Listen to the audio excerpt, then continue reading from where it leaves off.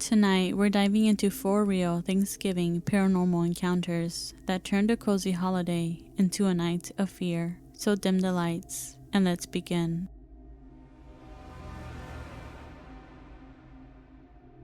Back in late 2012, I met this girl on Plenty of Fish. After talking for a while, she invited me over to her place.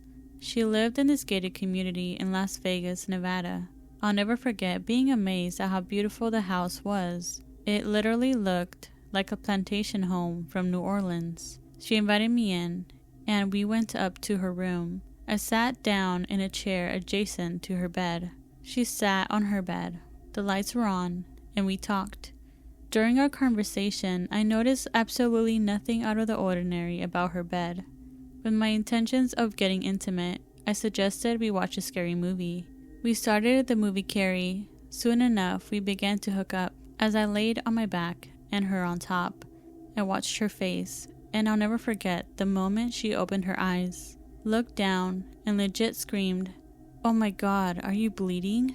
I got up and looked at the pillow my head was on, and it was soaked in what appeared to be blood. We jumped up, turned on the light, and literally saw no blood on my head, on hers, anywhere. Needless to say, it killed the mood. We said our goodbyes and I left. A few weeks later, it was Thanksgiving night to be exact. I sent her one of those late night "what are you doing" texts, to which she replied, "working." She was a bartender at this place called Hot Shots and was there alone, and asked if I wanted to keep her company, to which I replied, "Duh." When I got there, she had to ring me in, since it was after hours. I sat at the bar, and she stood behind it cleaning. There were strands of Christmas lights stapled to the wood trim above the bar that hung down. As I'm sitting there watching her, the vision in my right eye, specifically the top right corner, was blurred. I thought it was my contact drying out, so I rubbed my eye. When I looked back, the section of lights where my vision was blurred began to sway. We both stopped our conversation and looked at this section of lights moving. I said to her, "I don't want to sound crazy, but exactly where those lights are moving, my vision was blurred." She said, "I have to tell you something. There's something that has been following me since I was a little girl." I got super excited because I am a freak for anything horror, so I asked her to tell me more. She began to share experiences of things being lifted and thrown across her bedroom, and she believed whatever it is also affecting her daughter. The scariest part was, and even sends chills down my spine right now in this moment, she said when she's by herself in the bar, she would look up and see the billiard lights above the pool table swinging back and forth by themselves. And literally just as she said that, the section of lights that were swaying earlier were tugged down completely. She jumped and immediately told me she could no longer talk about it. I left that night, reflecting on the night we hooked up and that bloody pillowcase. What if it was a warning from the spirit telling me to leave her alone? We never talked again after that, but I am super grateful for having had those experiences. They gave me proof that there is something after this physical realm.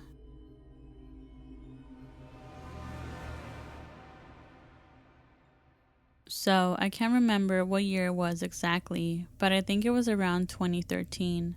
I had been living in Seattle, but I moved back home to my parents' house for a short stay, a few months to get back on my feet before I could move to Tacoma. I came back in late summer and was gone to the city after Thanksgiving. During that time, I started to hang out with some folks from the old gang, people who stayed after high school. One of the people we hung out with, her grandparents owned a home overlooking a lake. It was awesome. We had some excellent parties there. Now, Ashley and her family owned this home for a while since the mid-1980s, and she told us about an accident that happened. It was summer in the early 90s, and her father's friend died there. She was fuzzy on the details, but it was a jet ski accident, and he drowned in the lake. Apparently, they dragged him to shore, but were too late. I'm not sure that explains what happened to us, but I just wanted to preface that story with that could have been a factor. It was late fall in 2013. My friend Chris and I were waiting on our respective girlfriends at the time, getting ready for a party that night. He was sitting playing some PC game in the corner and I was watching some horror movie on TV. At this point, it was dark, pretty pitch black, and a dry night. I remember I went out back to smoke and I kept hearing a strange noise. The noise sounded like something slapping around in mud or muck. Not a strong thud, but weak just enough to grab my attention. I could hear it coming from around the lake. At this point, my buddy Chris is out here smoking with me. I asked him if he heard the noise. He said he did, so without really any real hesitation, we started to investigate. In some reeds, we found a huge decaying salmon still alive. Its eyes were whited out, and whatever kind of rot it had, it was affecting its whole body, rotting while it was still alive. We were baffled. I don't know how much about local flora and fauna, but from what Chris and I both knew, salmon didn't run in that lake. No sea access. That was weird.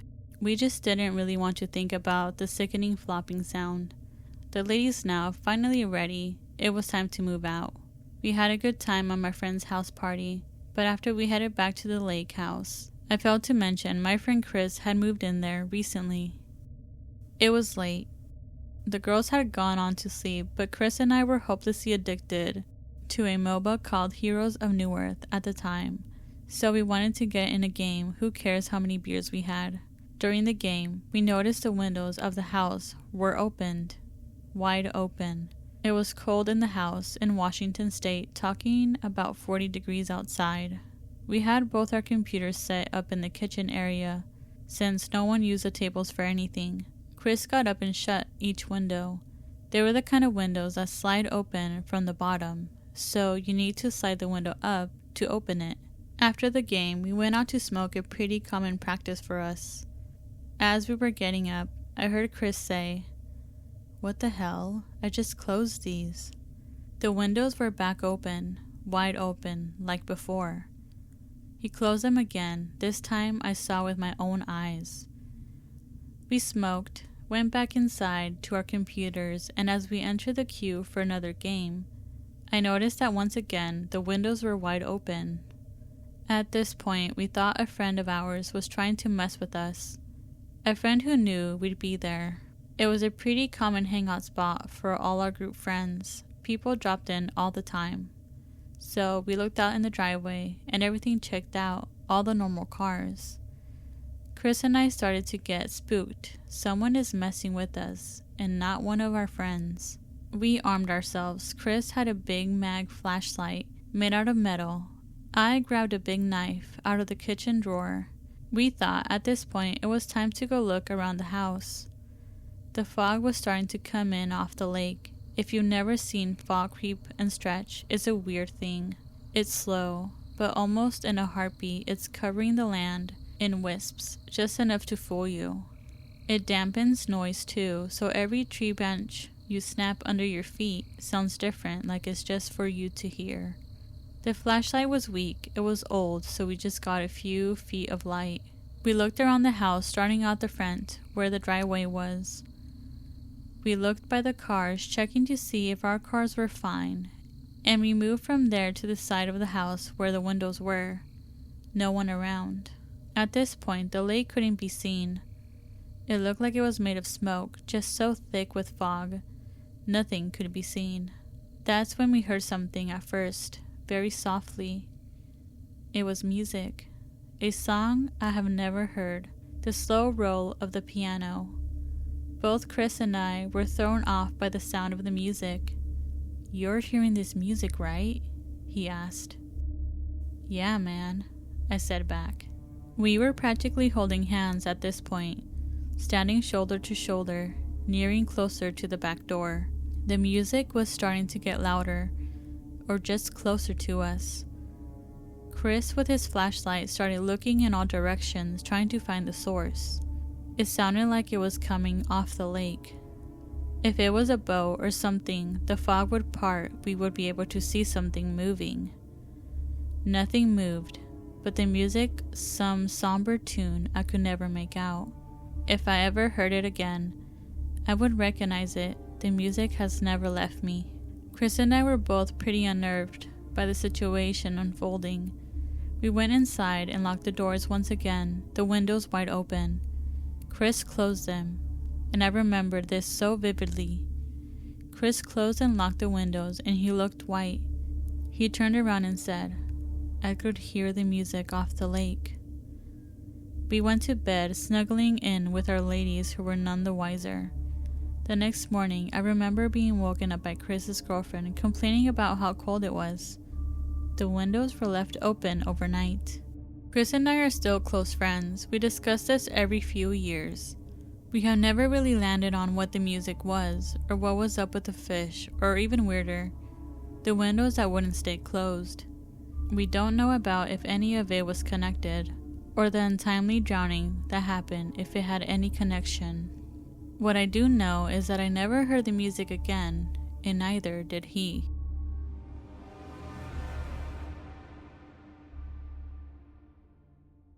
This is a very short story, but still something that sticks out very much. I'm almost sure my childhood home is haunted. Throughout the years, we've heard noises from the downstairs while everyone was upstairs sleeping, seen shadows, and have heard women's voice on a couple occasions. And while they have never harmed anyone, they seem particularly interested in my youngest brother. So last Thanksgiving, I was at home and got very sick the night I got there. I went to bed early that night, and although I was sicker than a dog, I desperately needed to sleep. But I couldn't. There was this energy in the room. I could feel someone staring at me from the bottom of my bed. I tried to ignore it, so I put the covers over my head and eventually dozed off. A couple hours later, after everyone else went to bed, I woke up to a faint noise coming from out the hall, outside my brother's room. I don't know what the noise was, just that it woke me up. And before I could even register what it could have been, my brother's room door crashed open against the wall. Damn near shook the whole house. Now, I still didn't think much about it. I thought my brother was just drinking and was knocking stuff over like he was before. But he came sprinting out of his room with tears in his eyes, screaming, "What the fuck was that? What the fuck was that?" He was in a dead sleep. After that, nothing happened. The energy went back to normal, and I didn't feel eyes on me. But I did not want to be up in my room alone at all for the rest of my stay.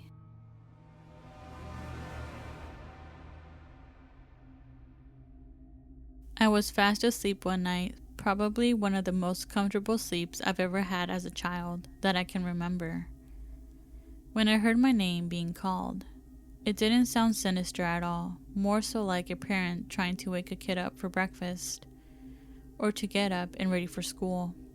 As I woke up, I saw that it was still really dark out.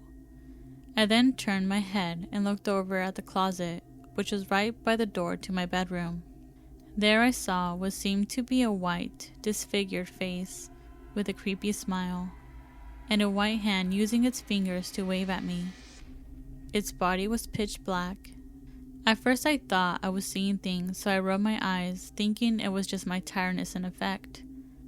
I opened my eyes again, only to my surprise, whatever it was still there, scarily smiling and waving. I was in total shock. I could feel my heart sinking deep into the pit of my stomach. I wouldn't dare speak, call it out, scream, or try to wake up my brother up in fear this thing would come closer to me and do God knows what. I used my blanket to cover up my entire body and press my back up against the wall from my bed. I would occasionally take a peek to see if it was still there. Every time I peeked, it was still standing in the closet, still smiling and still waving. Eventually, I drifted off to sleep. I was raised Catholic, so at the time, going to church every Sunday was a must for my parents. And yes, that included saying prayer right before going to bed every night. I guess in a way, this was sort of like a protection against any form of evil lunging at us. I eventually told my parents about what I had seen, and for the longest time, told them I couldn't sleep without the closet door closed and the light from the hallway shining into my room. On occasion, I would ask my dad to sleep with me just so I wouldn't fear going to bed or staying up all night. I constantly had the worst nightmares any child would dread to have living there, and the series of events that played out in this property were a little too strange to be all coincidental. My uncles that spent the night at our house would oftentimes feel intense pressure on their chests as they slept. I remember my parents even calling a priest to do a blessing of our house and a blessing of our family. Eventually, my dad and his brother were constantly fighting in this property. Alcoholism and rage consumed my father, and I used to always have health issues. Fast forward to when I was about 13 years old. The house in front of our property caught on fire, leaving 2 casualties on the top floor. This happened right after Thanksgiving in 2007. Eventually, my father hit rock bottom and had a wake-up call due to his alcoholic rage spells. When I was about 15 years old, my cousin's family moved into the spot my family used to live in. We moved to the unit right next door. I remember my cousin telling my mom that her 2-year-old daughter would often cry in terror, pointing to the same closet where I saw the figure and scream, "No, no," while kicking her legs around. I then wondered if maybe she saw that same thing I did when I used to live there. We eventually got evicted from there, and needless to say, we couldn't be any happier nowadays, but the disturbing memories of that spot will always stick with me. I guess it's just a lesson learned from a really odd world we live in. Sometimes I look up the property on the market, and it seems like every 2 or 3 years the house is constantly on and off the market. The only ones who stayed there the longest was my family. Kinda strange. Have a paranormal experience of your own? Share it with us at officialphantom.mike@gmail.com. Whether in text or voice recording, we want to hear your story. Thank you for tuning in to Phantom Mike, and remember, if you still feel alone, you weren't listening closely enough.